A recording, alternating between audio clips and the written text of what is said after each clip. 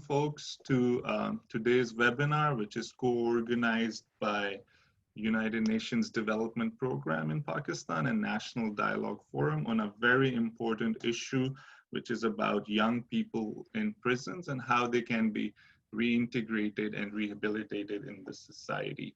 And my name is Danish Khan. I am political economist by training. I'm a non-resident fellow at the National Dialogue Forum. And I have great panel with me today. I have Ms. Sara Bilal, who is Executive Director of Justice Project Pakistan, and she has been representing the most marginalized and vulnerable segments of society legally and for many years, and she has received multiple awards, most notably Franco-German Human Rights Prize in 2016. And I also have with me Valerie Khan.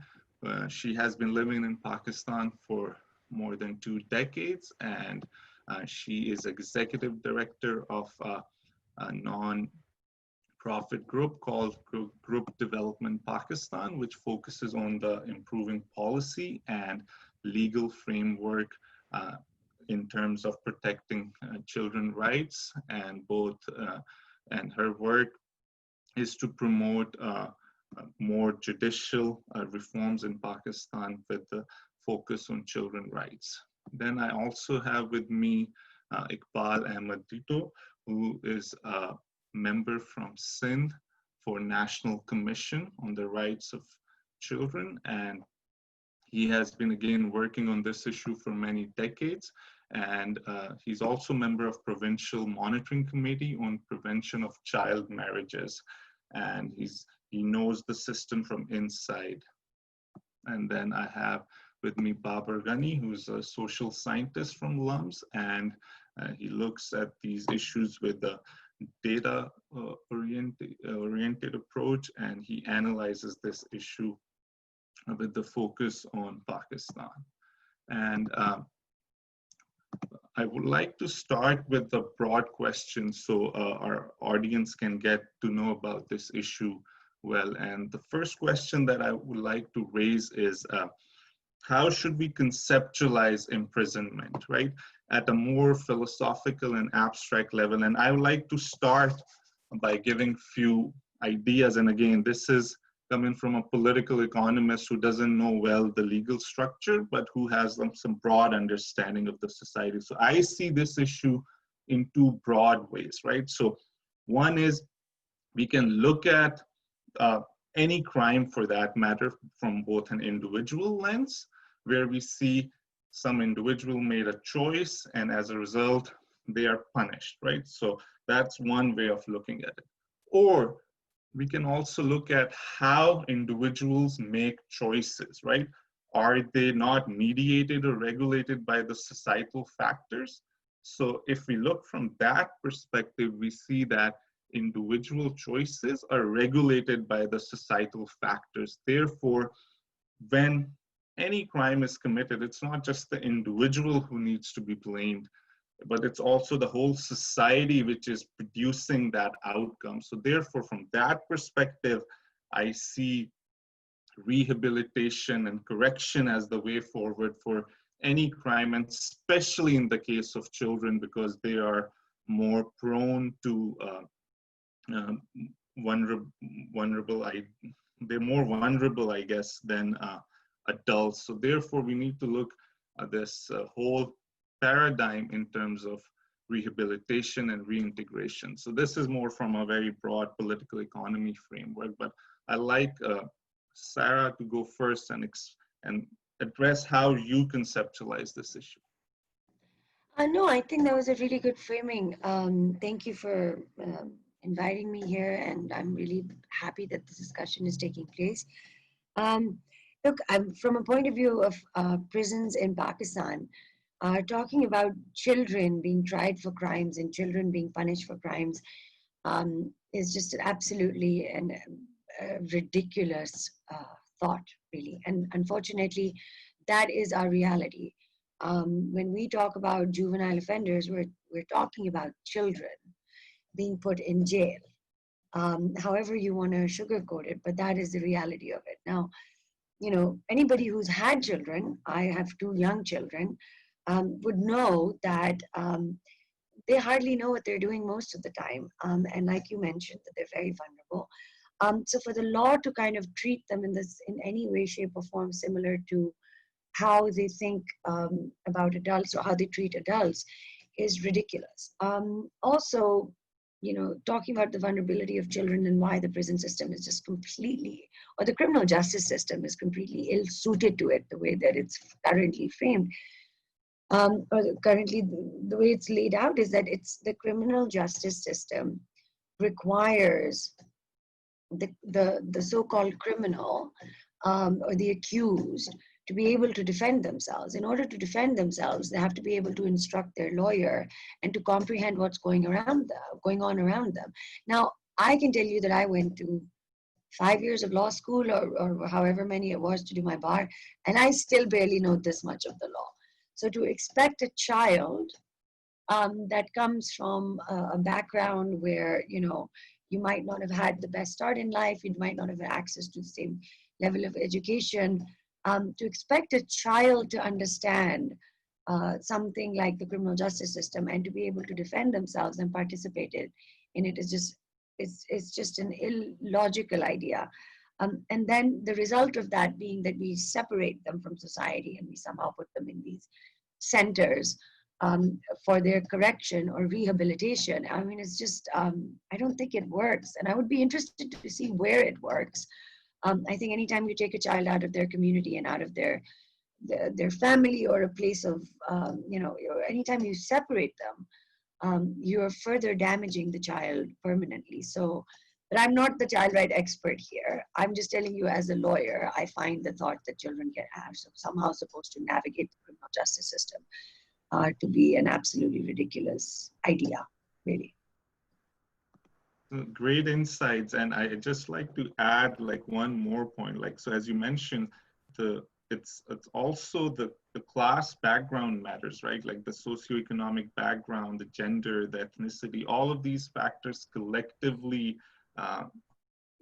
affect how folks would approach legal system and what resources they have in terms of fighting against or against their trial. So in that sense, we cannot separate class, gender, and other categories, which put some folks at a disadvantage than others. And taking this forward, I'd like Babar to jump in and share his thoughts on this.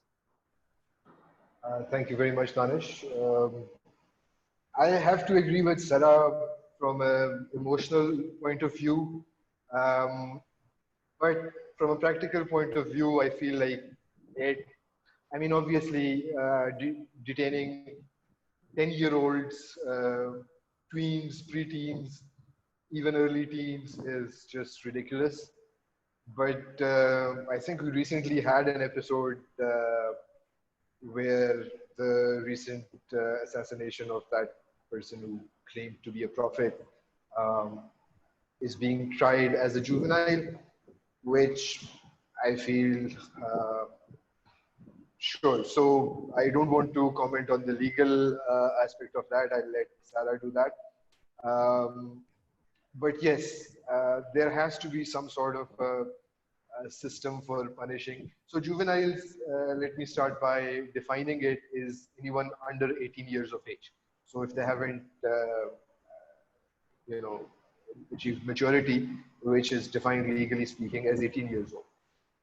Now, if somebody is 17 and they go around, murdering, mentally, I would like to call, I mean, I'm not a psychologist either, but I feel like somebody who comes to Pakistan and claims to be a prophet must have some psychological issues. I would even go so far as to call it mental disabilities. And then somebody assassinating them, murdering them, really, and then being tried as a juvenile, I feel leaves a lot to be desired. Anyways, I think that is not the issue. The issue is that we have 7 juvenile detention centers in Pakistan. 5 of them are in Sindh and 2 of them are in Punjab. Unfortunately, I assume Magan Saab was unable to join us for this meeting, the former IG prisons, who would be in a much better position to speak about that. But so there are no juvenile detention facilities in KP, in Balochistan, in AJK, GB. Yeah. So that's a big issue. So where they don't have any juvenile facilities, they might assign a small portion of the existing prison for juveniles, but they're still part of the same prison, which is a recipe for disaster, clearly. Having, 16, 17 years old children in the same place as hardened criminals, terrorists. So that again is one of my favorite lines from a Johnny Depp movie, Blow, is that he went to prison to get a master's degree in crime. He went there as a petty criminal and came out as a criminal mastermind. So that is what we are doing by putting juveniles in prison with hardened criminals, seasoned criminals. The other statistic that I would like to point out, which was the major finding of our research into prisons in Pakistan, 2/3 of the Pakistani prison population are under trial prisoners. So they have not been convicted of any crime, and they are under trial for years and years. You see, you built your identity, you built yourself as a human being largely through transgression. And the role of an educator and parenthood is all about guiding the child towards, learning from those transgressions. And I mean, we all have been children. We all, thanks God, have made mistakes, and we're, guided, and we were told what was, wrong, what was not.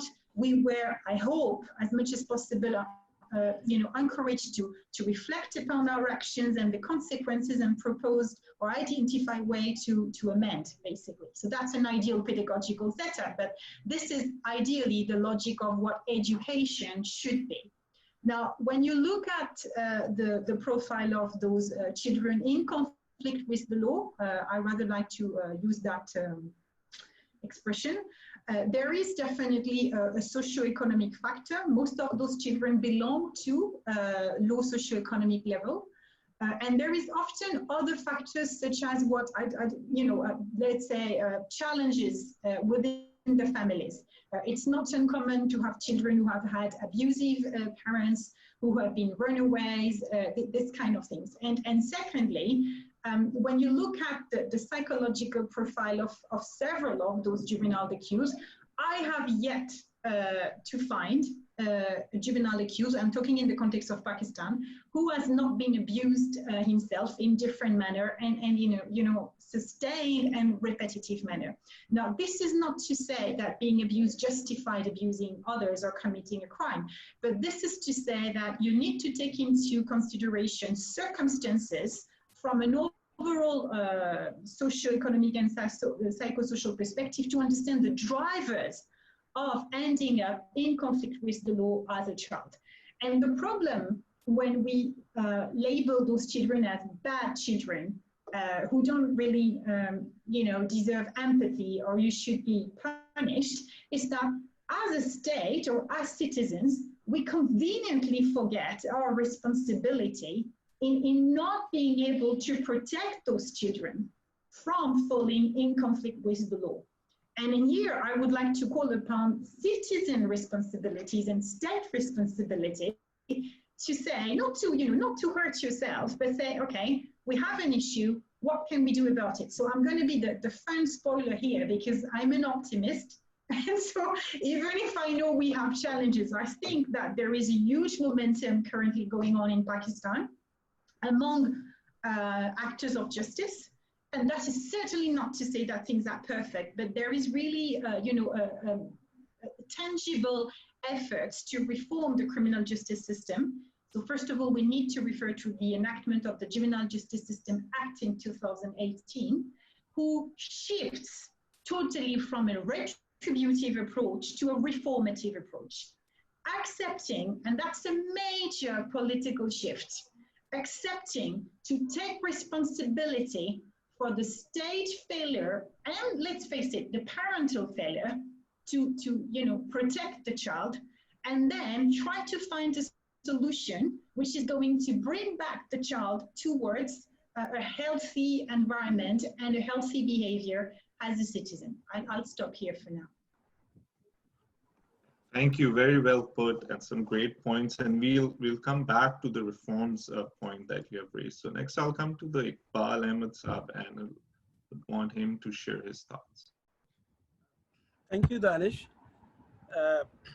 As previous speakers touched on various aspects, let me just briefly go back on the legal and institutional framework which we used to have and what we are today.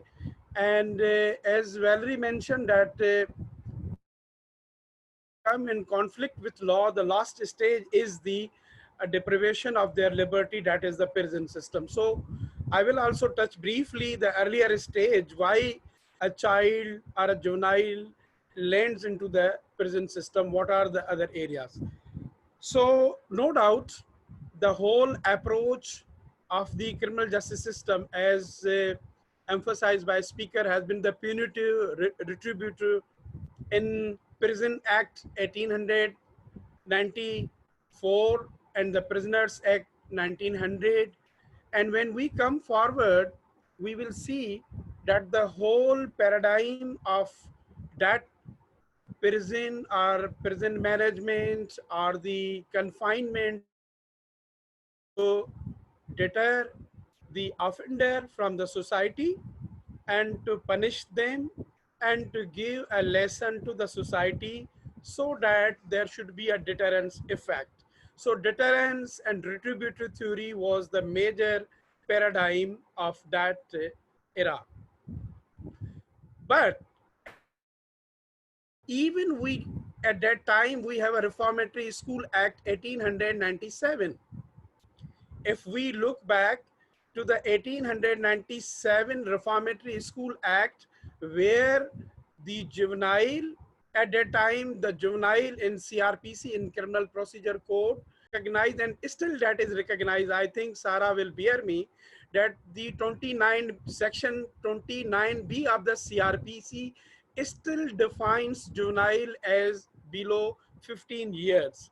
So section 8 of the Reformatory School Act 1897 called upon a police that if the punishment is not the transportation and the life imprisonment, the discretionary power was with the magistrate for the lenient punishment to a child offender.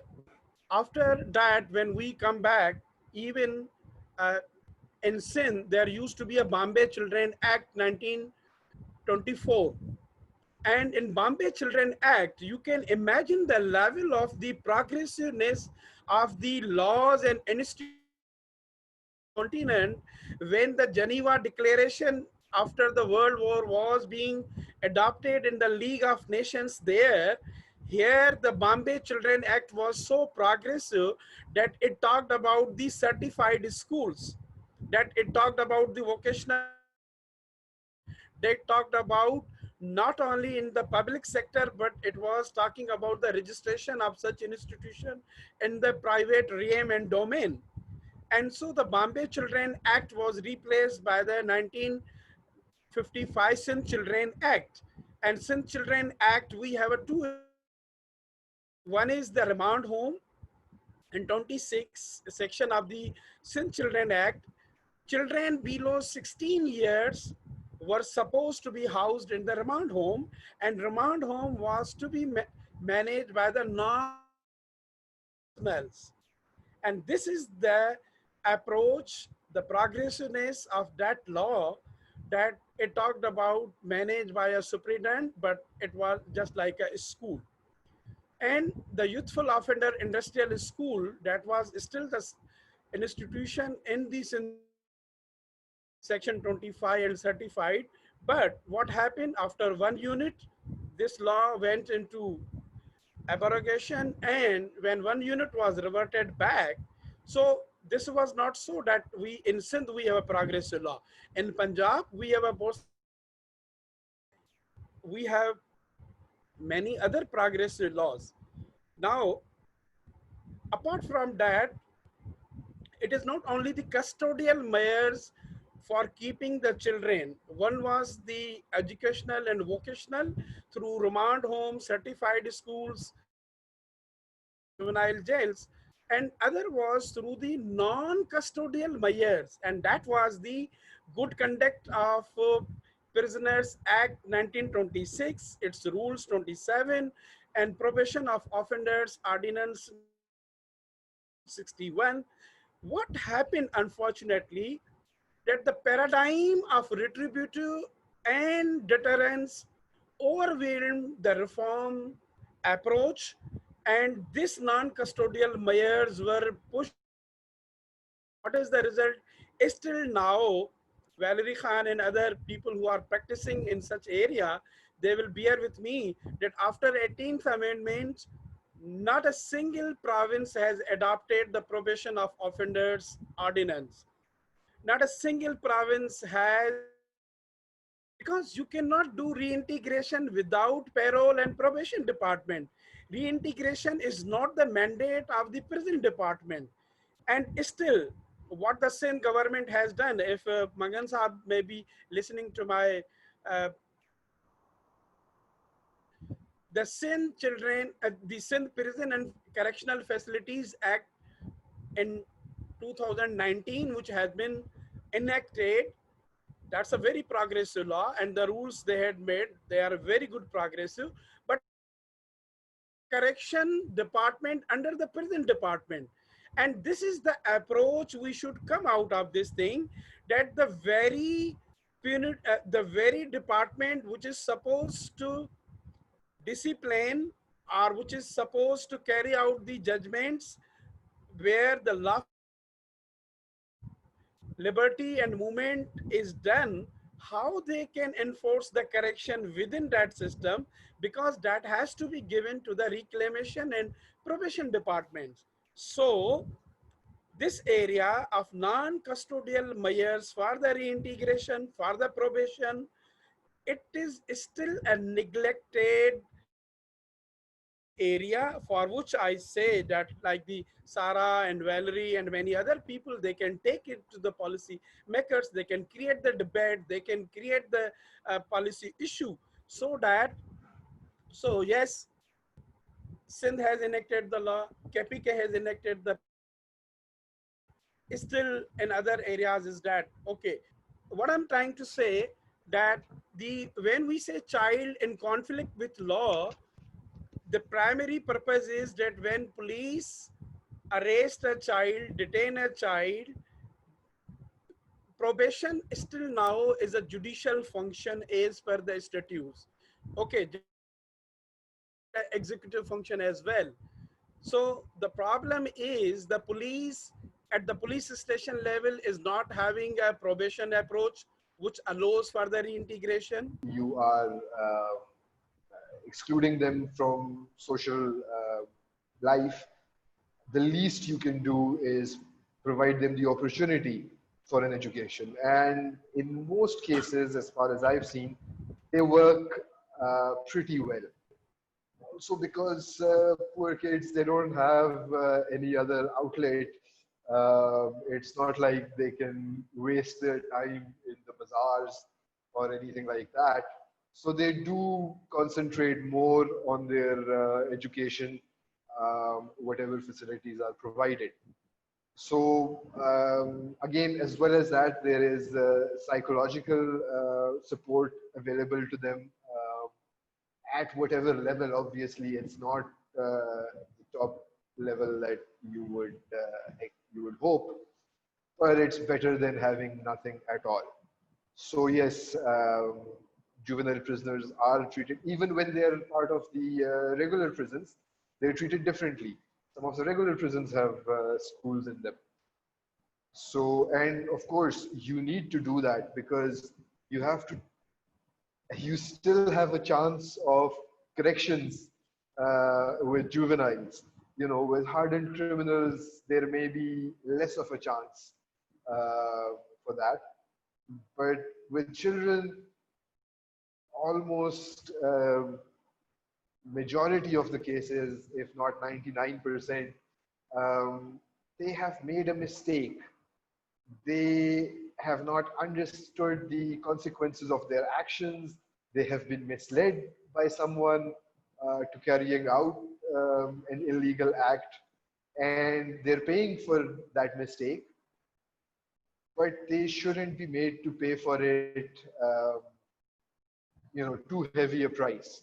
They should be afforded chances for reintegration and rehabilitation, and that is done particularly in the juvenile prisons. So I hope that answers the question. Yeah, thank you. And Valerie, I mean, I would like you to jump in here. So in terms of what are the major bottlenecks you see in terms of the juvenile prison system in Pakistan, and what are some suggestions? Okay, so first of all, the concept of juvenile prison is a bad concept, okay? Juvenile's place is not in a prison. Juveniles, as per law, from a statutory perspective and practically, have to be in a rehabilitation center. So when we quote rules and other laws, I have only one answer. The Juvenile Justice System Act has an overriding effect. As far as the other laws are concerned, bye-bye, okay? We need to get that in. This is a statutory reality, number one. Secondly, and the rules cannot proceed over a law, especially a special law, which has an overriding effect, okay? So we need to accept what the legislator, what the state, because this was a law which was, again, proposed by the state, it's very important to say it, has understood and taken ahead. Now, the problem is that first, because it's new, we have a lack of awareness, number one, and secondly, we really also have a lack of not only awareness, but understanding of that new concept. And that's normal, reform takes time.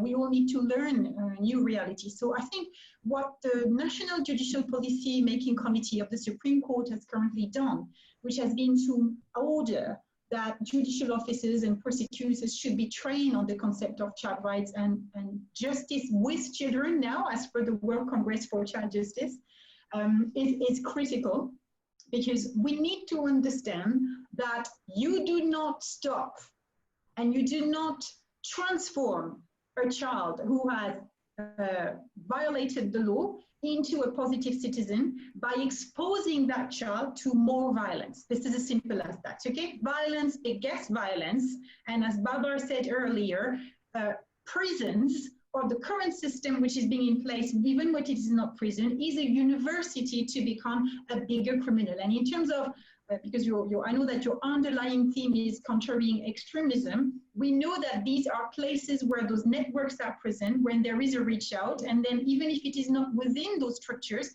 when you get out of those structures, those are the networks and the structures who will be waiting for you because you have no alternative support mechanism.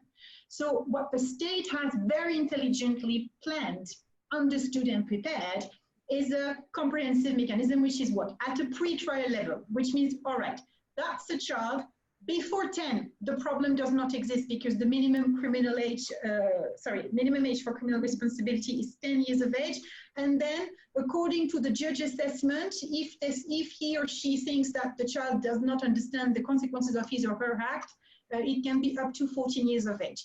As per General Comment 24 of the UNCRC, the minimum age for criminal responsibility should be 14 in any case. And that is linked, whatever. That's what the international community says. So we have, what we need to do is first work on this preventive measure where you say, okay, this is a child who does not understand fully the consequences of his or her act.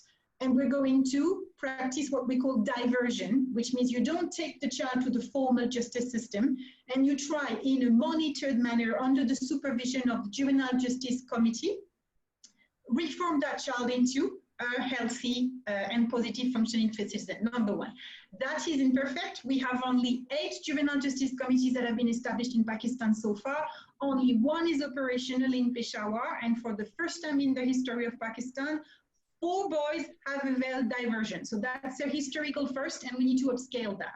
Secondly, we need to have child-sensitive courts, what we call juvenile courts, because we also need to ensure that the judicial team is capable of assessing what happened to the child, the history of that crime, and propose a judicial solution, which is going to be a reformative one. For that, you need trained judicial team, you need a relevant environment, because the whole point is to avoid what we call secondary victimization. And thirdly, you need rehabilitation, and also, sorry, at the time of arrest, in order to avoid, the potential victimization that can happen with the police, you also need to notify observation home, which is yet to be done, but we're going to push for it. And later on, the last part, you need those rehabilitation centers. And that means that you need also to not only allocate resources, but I would say discuss at a multi-stakeholders level how to identify and better manage the existing resources, train them, and then design those rehabilitation programs, because we've been doing that in a very scattered manner. But a full tailor-made, it can only be tailor-made, rehabilitation program, which is then preparing the child for community reintegration. And that means, as Iqbal said, working from the prison with other departments later on is yet to be done. Thank you. And next, Iqbal Ahmed Sab, I would like you to jump in and share your thoughts. And also, I'd like you to talk about the violent extremism and criminality and how that, especially in terms of the prison system in Pakistan operates, and with particular reference to young people and juveniles. First of all, the juvenile, there has been some improvement in the juvenile justice system, which is that at one time, there used to be more than 4,000 to 5,000 inmates in the juvenile. So with the promulgation of the JJSO and subsequently JJSA, this population is around half and so on. So number one, that is the progress in compliance with the UNCRC and other international obligations. Let me correct Babar Saab. Facilities in Sindh. There are 4 facilities. One is the Youthful Offender Industrial School in Karachi, Hyderabad, and Sakkar. And the 4th one is with the women prison. So one jail superintendent is managing. Might be other improvements in other provinces, but when I used to work with the Spark, there was in Haripur and Banu and Peshawar and in Kota, there used to be a juvenile ward in the Kota prison, and in much, but which has been closed now. And so in Punjab, Faisalabad and Bahawalpur, there used to be the Borsal institution. These are the some institutional structures which are there and still need some reformation. Regarding implementation of which Valerie has very rightly mentioned, that there are many practical problems for the implementation. And number one is the legal aid, because interrogate with the juvenile until and unless a lawyer is there. So this panel of lawyer has to be notified by the district judges, which are the association according to their respective legislation, which is the Bar Practitioners District Bar Association Legal Aid Committees. So this area is weaker. Number 2, police has to inform the probation officer. So the investigation officer at the down level, they do not know about the probation officer. So they had to link with the probation officer and the social welfare officer. Number three is the awarding of the bail. So as well as the police is supposed, given the bailable offense for release of a child, if a child is below 16 years and of minor and major, but judges are reluctant and they are defiant exercising this thing. So this training for the judges and prosecutor has to be there. And the new concept is the age determination.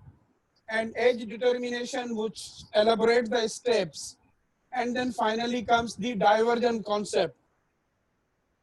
Is that the police has not to submit the 173 report, but in CRPC they are supposed to submit in 14 days.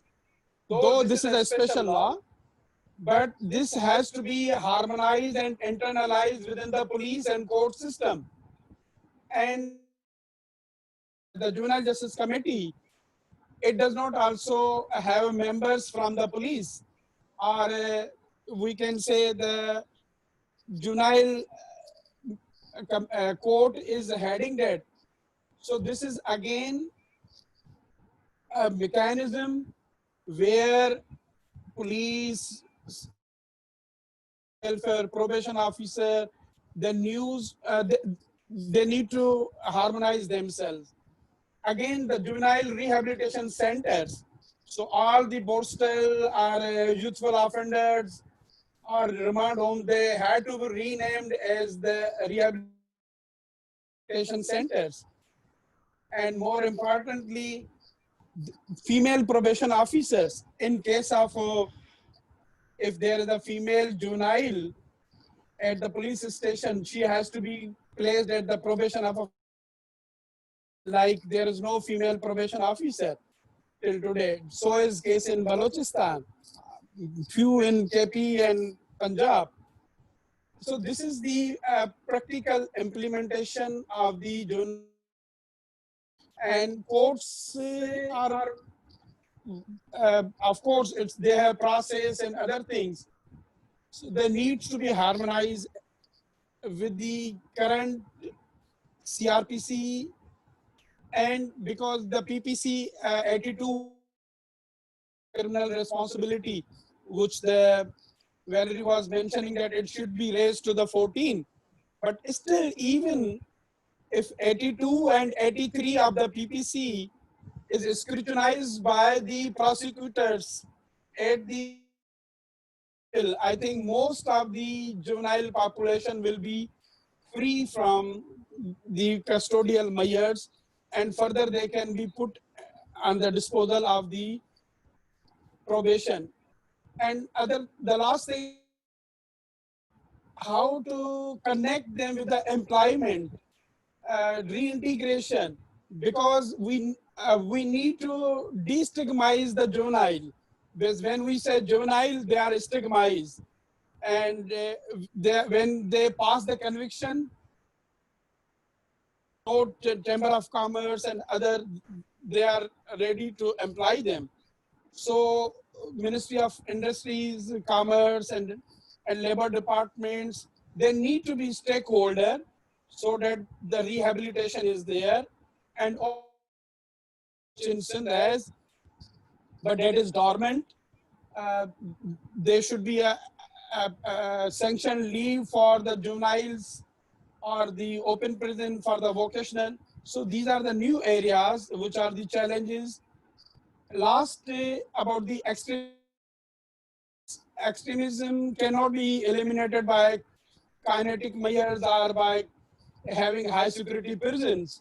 But you had seen the Bunyad Islam bill in Punjab.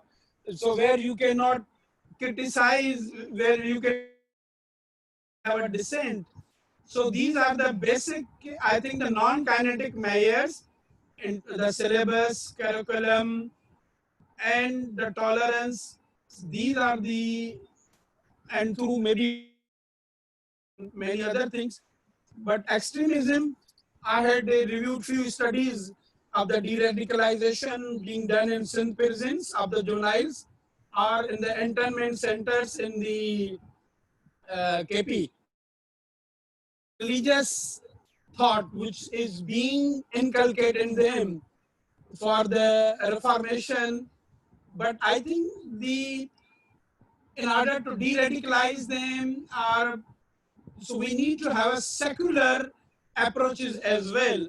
And I'm sorry to say, even the judgment on the probation, judges are ordering for the prisoners, they should attend the Jummah prayers or the church, Sunday churches, rather than ordering for a community services, going to the schools, going to the orphanages.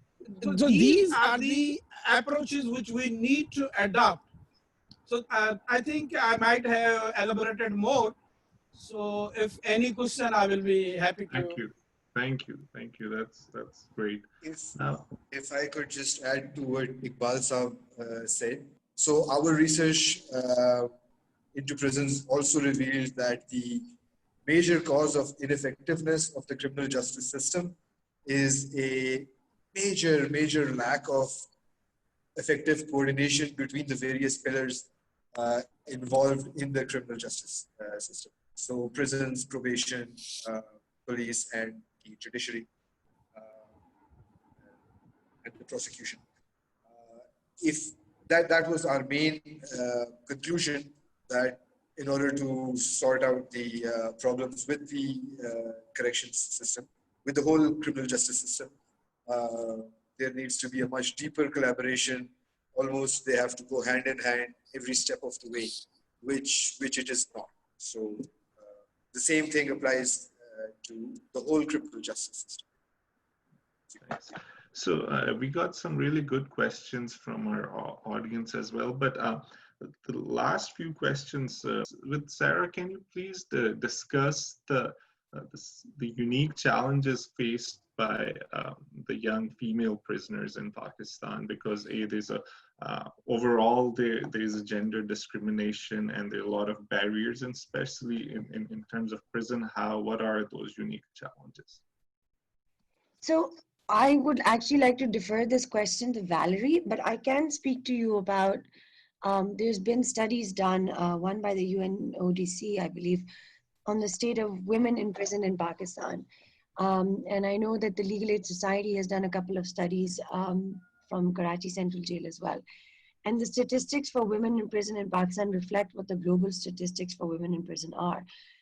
You know, one that women have a higher rate of pre-existing psychiatric disorders, or they suffer at higher rates of PTSD in prison, being separated from their children, having less access, less resources to have their family members come and visit them. The fact that we have fewer women's prisons means that even though under the prison rules in all 4 provinces, women are supposed to be kept separately in dedicated prisons, but you don't have those kind of prisons. We have only a few in Punjab. So, you know, a lot of them are kept in female wings of bigger prisons and kept then further away from their families because there's fewer of those kind of prisons. So, I mean, those are the gendered aspects that women prisoners face, their diet, their hygiene requirements. I mean, all of those things are different than men. And they do require greater care. They have a higher rate of illiteracy.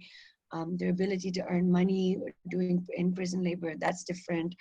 You know, so it's different in any sense, but I'm not qualified to talk about female children in prison because I haven't encountered that many of them. That's more Valerie's question, so I'd like to defer it to her. Yes, please, Valerie, can you? Okay, so well, actually, Pakistan doesn't have many female children in jail, actually, at least as a status of accused. It's a limited number of, there is a gender gap. When you look at children in conflict with the law, it's largely boys, basically, or maybe non-binary children, but who are from a sexual identity initially male, basically.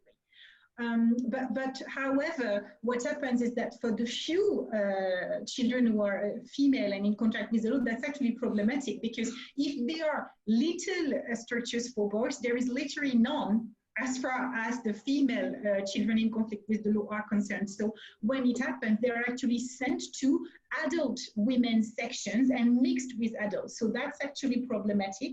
Because this is a violation of the child, and then their childhood, you know, they are just women. They are not teenage girls anymore. So it's really a denial of who you really are. However, there is a trend and a tendency within the judiciary to try to actually, you know, the other aspect is also the positive discrimination.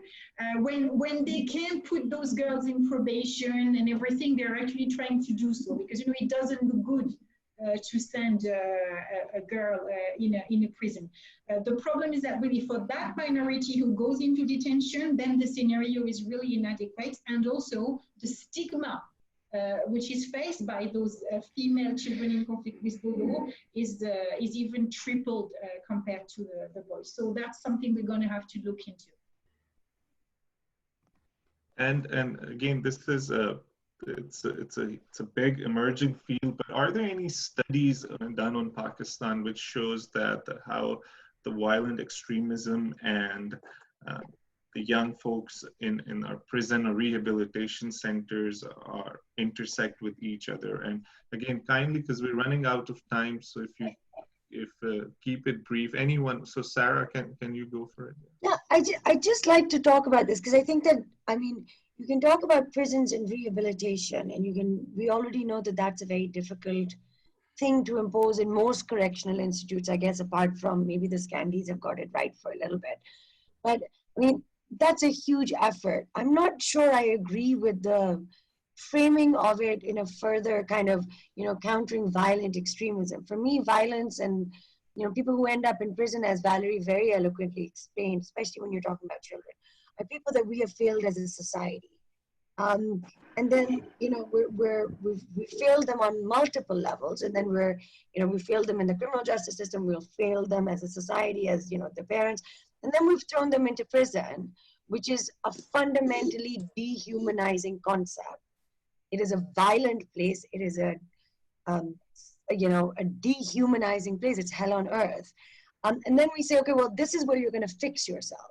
Or we're saying, you know, this is somehow where we're going to bring rehabilitation, reformation, and corrections. I mean, the whole idea I find to be quite ludicrous. And this is why for centuries, all societies have been struggling with this concept of reformation or rehabilitation in prison, because that's not what we are able to do because of the way that our prisons are structured. It's fundamentally retributive. It's been meant to actually forget people, just lock them away so we don't have to deal with them, and lock them away for as long as we can.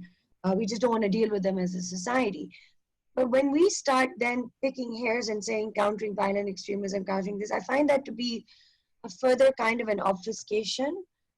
Because again, even if you have kids that have committed crimes or, you know, what we call to be extremist crimes, I mean, look at where they're coming from.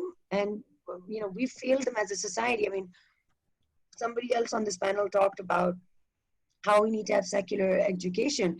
True, I'd begin with saying we should have education to begin with. I mean, when you're looking at people that come from Balochistan, that come from KP, that are refugees essentially, or displaced, internally displaced people in the bastis in Karachi and Lahore and stuff, these are people who have been failed by the state. They don't have a school to go to. Their births aren't registered. I mean, Pakistan has the lowest birth registration rate, one of the lowest in the world. And it varies remarkably from province to province. So you might have a 76% birth registration in Punjab. It drops in Sindh, but in Balochistan, it goes down to single digits, and so does it for FATA. So, I mean, you know, I think it's somewhat disingenuous to pick up an outcome at the end, which is when you're in the prison and, you know, being so-called radicalized, and not to talk about the systemic problems that lead to that outcome, because you're never going to solve this until you can actually adequately frame and talk about this. And I would much rather talk about this than talking about this, because this is like putting a Band-Aid on a gaping wound. I don't think it works. I'm sorry. That was my spiel on CVE. No, this was terrific. I really loved your response, and this ties back to our earlier, like the framing that we started with, that we can't just blame individual choices on this matter, and especially when it comes to children and young people. And we're still living in the age of pandemic. I would like to conclude with this question, and this ties with the broader discussion as well. How many resources we are allocating to overall these correction centers, and if we have any number on that, and especially in terms of the pandemic, it seems like because prisoners are more vulnerable than the rest of the society. So any thoughts on this? Danish, if because when this pandemic came, and we because as a member of National Commission on Rights of Child, and previously worked with other institutions, so we were very much fearful about the outbreak of such pandemic situations in the jails, and particularly because all were vulnerable, even adult or female or juveniles, all were equally. But uh, I must say, might be Valerie and Sarah has, because you had seen how one, uh, how the courts in one province and one territory came about that thing, and how the highest court of country came to the populism, and that populism is connected the very notion of the retributive and punitive justice, because in public policy, when you talk about the deviant and dependent groups, it is the very context setters, they don't buy this approach. And you saw that the highest courts of the country, they downplayed the vulnerability aspect. And I'm sorry to say, most of the institutions prefer to remain silent on that issue, number one. Regarding, many, maybe international or national, sometimes we adopt the narratives, like Sarah was rightly saying, that the violent extremism narrative, while we say link it to the prisons or many other things. But the reality is still, which I believe, that the rehabilitation, I was analyzing the budget of the Sindh government of the prison, how much they spend on the fortifying the structures, of raising the walls, of buying the weapons, of buying the jammers. So will be in the Punjab, so will be in the KP, so will be others. If we analyze the budgetary portion with respect to the retributive versus the reformative, the rehabilitation, they are only initiated to be left for the Valerie or the Sarah or for other some people to have a banner over there, to have the dolls and some plastic chairs like that thing. So this needs to be institutionalized, it needs to be sustainable in the programmatic approach. So therefore, I'm saying it is not the lack of resources. We have resources. How many billions of rupees are spent on fortification and buying weapons? I'm sorry to say, in Sindh, I was analyzing the prison training institute is the least priority, where you cannot get the posting of some good officer. Everybody is going to get posting in some prison where they have a lucrative things. So this is the area how much I was in the curriculum. One INL has called one meeting, and Sarah, I've told them that we are focusing only the discipline, we are focusing on the physical training, we are focusing, but how much we are focusing on the human rights and ethics, how much we are focusing on the inmate behaviors, how much we are focusing on the inherent dignity and the basic value of a human, that has to be reflected into their training, their syllabus, their other approaches.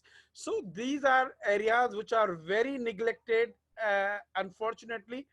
And one last comment, Sarah was earlier saying, because you know why we ratify conventions, why we had become part of a GSP plus. It is because in international relations we talk about realism. It is the security and economic interest. Second, it is the instrumentalism, because we had a place on the table to sit, to be a member of the Human Rights Council, to be the leader of the G77, to be the leader of the Islamic OIC. This is the instrumentalism which they call for. The third one is the constructivism. Sarah will bear me, the constructivism and the liberalism, which convention which we had ratified out of love because society has evolved to accept that norm. Still, we are having a reservation about the Article 3 and 26 of the ICCPR. Still, we are having the reservations to the interpretation of the equality clause with the women. Still, we are having the other issues with the child rights. No doubt, National Commission on Human Rights, which is on a deathbed, Valerie, it is on a deathbed. You know, the members are not being elected. The It'll be resurrected. Don't worry. Inshallah, it'll be resurrected. We can't let it die. Hopefully, I understand you are with the Ministry of Human Rights, no doubt. But the issues, what I'm trying to say, yes, what I'm trying to say, they had the whole 21 million budget for the National Commission on the Rights of Child. What programs you will have? 21 million are sufficient for the travel of the one secretary to the Geneva or the minister for the New York. 21 million for the budget of the National Commission on the Rights of Child. How you can plan and implement the whole things? So this is what I'm trying to say, nothing with personal to anybody. What I'm trying to say, yes, for a GSP plus, yes, for other things, for a submission things, we need to have a reality check. And the reality check is this, that after 18th Amendment, you cannot have a roller coaster. When these areas are the provincial subjects, you need to strengthen them, you need to work with them, you need to coordinate with them, you need to collaborate with them. And whether any national human rights institution, you need to allow them to report as a, you know, as with the civil society. What happened in the Human Rights Council when the NCHR presented the report? See the law of the NCRC. It is not supposed to even give a report to the Committee on the Rights of Child. So the next periodic report will be by the government, and the powers and functions of the commission are saying that we can only support the government, means we cannot have accountability, we cannot have a voice. So this is what I'm trying to say. Yes, we are bridges between sorry the civil to jump society in. and government. Yeah, we're running out of time, so we have to keep it short. So just last comment by each panelist, and then we'll conclude. Start with Sarah. No, I think I've spoken enough, but I'd like to give my time to Babar and Valerie. I think they would have stuff to say. I just had one or two points, particularly with regards to the resource allocation. When we were doing our research on prisons, and we had the privilege to visit quite a few prisons and speak to the prison authorities, Magan Saab, IG Prisons, was one of the people we interviewed. I was looking forward to seeing him again. So there was a very widespread sentiment that the prison population, the incarcerated people, are criminals. Why are we wasting resources on them when there are people going hungry outside these prisons? We need to minimize resources allocated for prisons. So, you know, khane tak theek hai. But so as you saw with the COVID-19, I'm not sure any additional resources would have been allocated to the prisons. Again, there was a mind-blowingly positive attempt at reducing overcrowding in prisons by releasing under trial prisoners, and you saw what happened to that. So there is a sentiment of considering prisoners as subhuman, unfortunately, which needs to be addressed as soon as possible. The other point that I wanted to make very briefly about women prisoners is that women prisoners, female prisoners, give birth. And those children that are born in prison remain in prison till their mothers are released from prison or whenever. And so they have not seen outside society till late in their life, which is just, to me, the most depressing thing spoken about today. So thank you.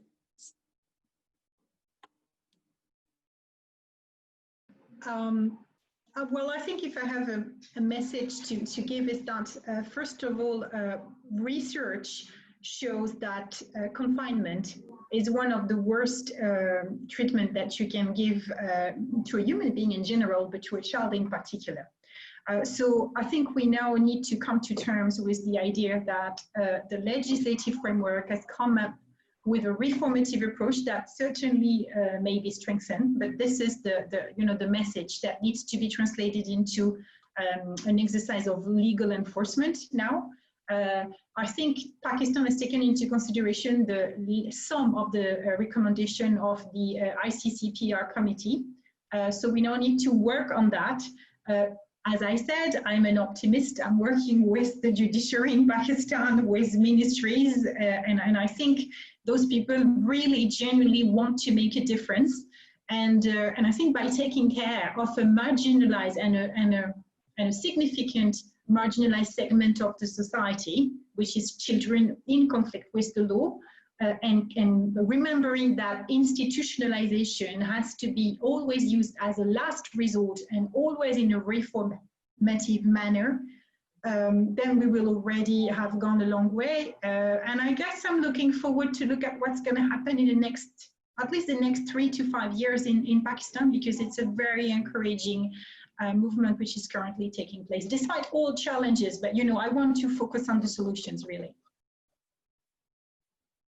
Great, thank you. It was a fascinating and very lively debate, and I really appreciate each one of you for your time and your thoughts. And based on this discussion, I would just like to wrap it up again with my own thoughts and picking from your brains is that overall the legal system bottlenecks are very complex, but they cannot be simply treated as a technical issue, but it's rather socio-political and economic issue, because it's the class, the ethnicity, the gender, the spatial dynamics of Pakistan. They collectively mediate and regulate the issues and the problems in the legal system, especially in terms of the rehabilitation and prison system in Pakistan. So it needs to be seen with this socio-political and economic lens to move forward. So the reforms cannot be just in isolation, but they have to be in terms of the broad framework where we try to build a more inclusive and egalitarian society. And then prison would also be more like rehabilitation center rather than a punishment or places where you isolate people to make them more vulnerable. So with this, I'd like to thank everyone, and also to our audience. We tried to incorporate their questions. They were great, but we missed some of those. So apologies for that. So thank you, everyone.